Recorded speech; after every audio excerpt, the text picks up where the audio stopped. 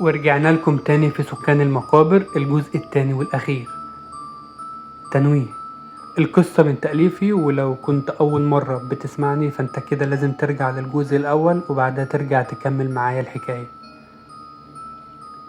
وهسيب لكم الجزء الأول في صندوق الوصف، وكمان هيظهر في البايو دلوقتي حالا من فوق من على الشمال. معاكم أحمد سمير. ما تنسوش تلبسوا الهاند فري علشان تعيشوا في تفاصيل القصة أكتر، وأنصح إن الصوت يبقى على الهادي علشان في بعض المؤثرات ممكن تسبب مشاكل.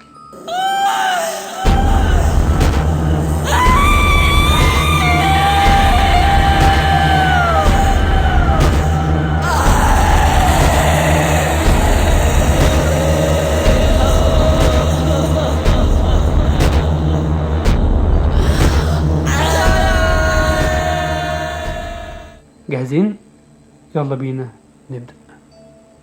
كلامي خلص المرة اللي فاتت وأنا كنت بدور على أخويا يوسف، لكن لقيته كان بيعمل حاجة غريبة جدا. بيعمل إيه؟ كان قاعد عند قبر، قاعد على ركبه وعمال يحفر في القبر، يحفر بإيده وبيطلع الطوب والتراب ويرميه ورا ظهره، وكان بيطلع مع التراب عظم. والله عمال يطلع في عظم من الجثة اللي مدفونة جوه. يا يوسف، يوسف، انت بتعمل ايه؟ ولا كأني بتكلم. هو مركز في اللي بيعمله وكأنه مسحور. بقرب منه وانا اصلا خايف اقرب، لكن اتشجعت وحطيت ايدي على كتفه وزعقت له: ايه اللي انت بتعمله ده؟ لكن الغريب انه ضربني وزقني، ومع الزقة بتاعته انا خدتها وطرت لبعيد. القوة اللي في يوسف اخويا مستحيل تكون طالعة من عيل عنده 15 سنة. قمت وقفت تاني وبصيت عليه ملقتوش، اختفى. والمكان اللي كان بيحفر فيه موجود زي ما هو. بصيت على القبر ده، نفس القبر الراجل اللي لسه دفن ابويا، فاكرينه؟ اللي انا شفته في الحلم وجه في الحقيقة. وساعتها قلت لابويا بلاش ندفنه هنا.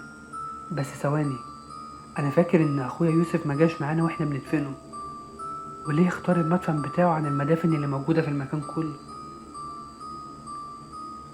انا اتأكدت ان الراجل ده وراه لغز كبير. قفلت الحفرة ورجعت الحوش. يا يوسف، يوسف انت رجعت؟ لقيت امي بترد عليا بتقول له الحمد لله رجع وكان جاي تعبان وقال لي هدخل انام.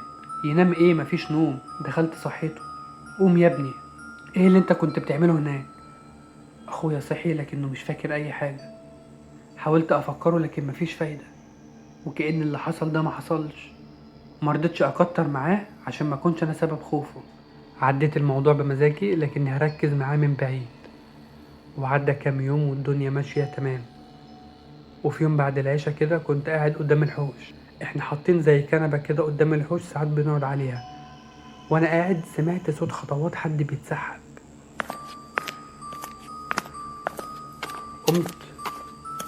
قمت قلت مين اللي موجود؟ مين؟ لكن الصوت راح ورجع تاني صوت الخطوات. انا كمان اتسحبت ورا الصوت بهدوء. فضلت ماشي، شفت حد لابس اسود في اسود بيحفر جنب تربة وبيحط حاجة في الارض وبيردم عليها. رحت جري عليه: انت بتعمل ايه؟ وايه اللي حطيته في الارض؟ لكنه جري مني. فضلت اجري وراه وانا حريص ان هو ما يروحش عن عيني. وهوب، فص ملح وداب. اختفى تماما، زي ما يكون الارض اتشقت وبلعته. رجعت للتربة تاني علشان اشوف اللي حفره ده ايه. لقيته سحر. كان بيدفن سحر لحد في مدفن. شايفين البشاعة وعدم الإيمان بربنا؟ أنا عمري ما عدى عليا موقف زي ده، ولا عارف كنت أتصرف إزاي. علشان كده خدت العمل أو السحر ده زي ما هو كده ورحت على الحوش. رحت لأبويا: يا حسن، يا عم حسن، انت نايم؟ لا صحصح لي كده، في مصيبة. صحي من النوم. خير يا ابني؟ كفالة الشر، في ايه؟ يا بابا انا شفت حد بيدفن عمل في قبر، ورحت علشان امسكه لكن جري مني. والعمل اهو. مديت ايدي علشان اديله العمل واتفاجئت ان اللي في ايدي طوب.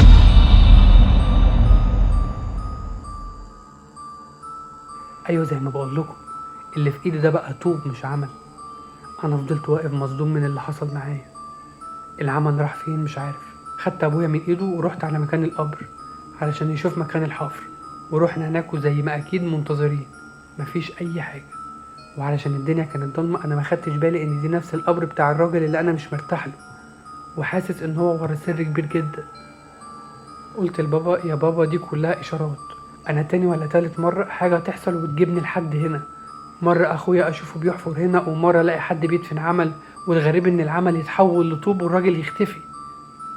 انت لازم تصدقني ونشوف حل للموضوع ده، انا عايز افهم في ايه وليه انا اللي بشوف كده. ابويا قال لي ايوه يا ابني، طيب عايزني اعمل ايه يعني؟ قلت له فاكر الرقم اللي كلمك قبل وصول الجثة وقال لك انهم جايين؟ ايوه الرقم معايا. هات الرقم يا بابا، الناس دي هم اللي هيبقوا عارفين كل حاجة، مش هم جيرانه اكيد هيبقوا عارفين. وخدت الرقم وكلمته وعرفته بنفسي وقلت له انا عايز اجي اقعد اتكلم معاك. الراجل بصراحة رحب بيا وقال لي تعالى انا مستنيك. قلت له خلاص ماشي، انا بكرة الصبح ان شاء الله هجيلك. قال لي تمام. واليوم عدى وصحيت تاني يوم وكلمت الراجل وقلت له انا هتحرك دلوقتي هركب ايه، ووصف لي الطريق ورحت له. قعدنا مع بعض وبدأنا نتكلم وحكيت له على كل حاجة حصلت معايا وشفتها، وعرفته ان من ساعة ما الراجل اللي انتوا جبتوه ودفنتوه عندنا ووضعنا او وضعي انا اتبدل تماما. انا ما بقتش مرتاح وعندي شكوك كتير ان الراجل ده اللي وراه كل حاجة. انا حسيت ان وش الراجل اصفر وبدأ يتلفت حواليه، واللي بالمناسبة علشان نسيت اعرفكم عليه الراجل ده اسمه عم يحيى. المهم عم يحيى وشه اصفر وفضل يتلفت حواليه وقال لي يا ابني وطي صوتك، الناس لو سمعت الدنيا هتتقلب عليك. هما لما صدقوا انهم خلصوا منه. طيب يا عم يحيى انا جايلك علشان افهم الراجل ده كان ايه ولا بيعمل ايه. بص يا ابني انا هحكي لك وربنا يستر عليك وعلينا. الراجل ده ما كانش كويس زي ما انت عارف، هو كان في حكم الوحيد، عنده ابنه ده متجوز وعامل مشاكل مع ابوه بسبب اللي كان بيعمله، فابنه سافر واتجوز بره لسنين طويلة، ولا فكر يكلم ابوه او يزوره، وفضل عايش لوحده كتير. لحد في مرة بنشوف بيطلع البيت ومعاه عيال صغيرة، والعيال دي ما بتنزلش، وستات بيطلعوا وكل واحدة كانت بتطلع وكانت معاها شنط سودا، وفضلنا مراقبين اللي بيطلع. وجي فترة محدش بقى بيجيله ولا حد بيسمع عنه أي حاجة. واحد من الأهالي كان معدي من قدام بيته وشم ريحة عفن، شكينا وقلنا يمكن قطة ميتة ولا فار ولا أي حاجة. وعدى كام يوم والريحة موجودة وكمان بتزيد أكتر وأكتر. فضلنا نمشي ورا الريحة ولقيناها جاية من شقة الراجل ده. كسرنا الباب ودخلنا ويا ريتنا ما دخلنا. شفنا أبشع الحاجات اللي ممكن تتخيلها الراجل ده كان بيعملها، مش بس سحر ودجل للستات اللي كانوا بيقولوا، لأ ده كمان كان بيتاجر في الأعضاء. كم جثث الأطفال اللي في الشقة وأشلاء هنا وأشلاء هنا. المنظر كان بشع لدرجة إنك لو كنت دخلت كنت تموت فيها من المنظر والريحة. والراجل مرمي على الأرض وفاتح بقه زي ما يكون شاف حاجة قبل ما يموت، وكان بيصرخ وعينيه كانت مفتوحة على الآخر، وبدأ في التحلل. قفلنا الشقة وبلغنا الشرطة على طول، والشرطة جت وعملت معاينة للمكان ورجعت الكاميرات وحققوا مع الجيران كلهم، ولو حد اتعرف على الأطفال دي أو مين أهاليهم. لكن الأغرب من ده كله الأطفال محدش اتعرف عليهم، ما نعرفش كان بيجيبهم منين ولا هو كان عارف إن هما ملهمش أهل. ده حتى إحنا تواصلنا مع ابنه عرفناه إن أبوه مات وتعالى علشان تدفنه، لكنه رفض يجي وقال ادفنوه في أي حتة، ده مش أبويا ومحدش يكلمني عنه تاني، وقفل السكة في وشنا. ومحدش من الأهالي رضي يدفنه في المقابر بتاعته. قعدنا نفكر وما جاش في دماغنا إن إحنا ندفنه في مقابر الصدقة عندكم. قلت له طيب أنا عايز أخش الشقة بتاعته، وفعلا دخلتها. وأول لما عتبت باب الشقة قلبي اتقبض من منظر الدم اللي كان موجود على الأرض وعلى الحيطان. فضلت ألف في الشقة وأبص هنا وهنا، وأنا ماشي في الشقة حسيت إن البلاط تحت رجلي كان بيتحرك. ناديت لعم يحيى عشان يجي يساعدني، ورفعنا السجادة وحاولنا نشيل البلاط وشيلنا كام واحدة. لقيت نوتة صغيرة محطوطة تحت البلاط، فتحتها وكان مكتوب فيها كلام غريب مش مفهوم. خدناها وقفلنا الشقة وخرجنا. عم يحيى قال لي أنا عارف حد متهيألي يعرف يقول لنا إيه اللي مكتوب في النوتة دي. طيب مستني إيه، يلا بينا نروح له دلوقتي. وخدني ورحنا له. الراجل ده مسك النوتة وفضل يبص لها كده ويبص لنا، ولقيناه بيقول أعوذ بالله من الشيطان الرجيم، أعوذ بالله من الشيطان الرجيم. فين الشخص اللي كاتب الكلام ده؟ عم يحيى قال له ده مات، طبيعي لازم يكون مات، واللي كاتبه ده مصيبة على أي حد ليه صلة بيه أو حتى دخل شقته. ومش كده وبس، ده كمان بعد موته جثته نفسها مصيبة. الجثة دي لازم تتحرق علشان نخلص من الشر اللي كان عامله. الأعمال اللي كان بيعملها كلها من أسوأ الأعمال. السحر السفلي ده من أشد الأسحار، وغيره وغيره. هو كان بيعمل الأسحار دي على الأطفال، على أجزاء الأطفال، وعلى عظمة اللوح، لا وكمان في البحر.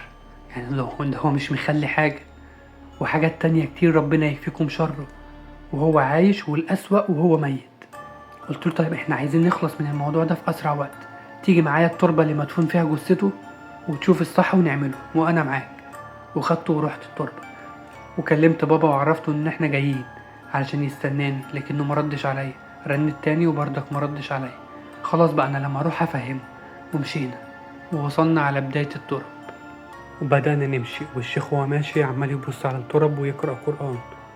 ولقيته واقف عند تربة اللي مدفون فيها الراجل، وقال لي مين اللي مدفون هنا؟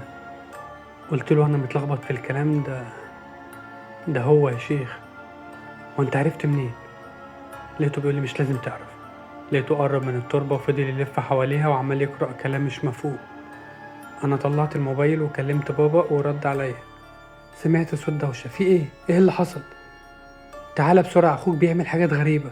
قلت له طيب أنا جايلك. قلت للشيخ تعالى معايا أخويا في حاجة، ورحنا على الحوش دخلنا. أبويا قال لي مين ده؟ قلت له هفهمك بعدين. الشيخ دخل لأخويا، وأول لما أخويا شافه اتعفرت وعمال يقول اطلع بره، ملكوش دعوة بينا، ويكسر في أي حاجة جنبه. الشيخ قال لنا سيبونا لوحدينا. سيبناه وخرجنا، والشيخ واقف قدام أخويا وفضل يكلمه ويقرأ قرآن. وبعدها خرج ومعاه أخويا وقال لي تعالى معانا. ورحنا للتربة بتاعة الراجل المشؤوم ده، وفتحنا التربة، والشيخ نزل وطلع الجثة وخدها لمكان بعيد شوية وبدأ يولع فيها. وأول لما النار مسكت فيها كمية صراخات طلعت منها، وفضل يتلوى زي ما يكون لسه في الروح. والشيخ واقف وفضل يكمل قراءة قرآن وتحصين المكان، وقال لي التربة دي تتقفل ومحدش ينزل فيها تاني نهائي. فهمت؟ محدش ينزل فيها. ومشي، وانا رجعت للحوش، والدنيا الحمد لله بقت احسن، واخويا حاله اتعدل. وبكده خلصت قصة النهاردة. لو عجبتك اشترك في القناة وفعل الجرس، وما تنساش كومنت الجميل عن القصة وقدر تعبي ومجهودي. واستنوني بكرة بإذن الله الساعة 10 بالليل في قصة جديدة. سلام.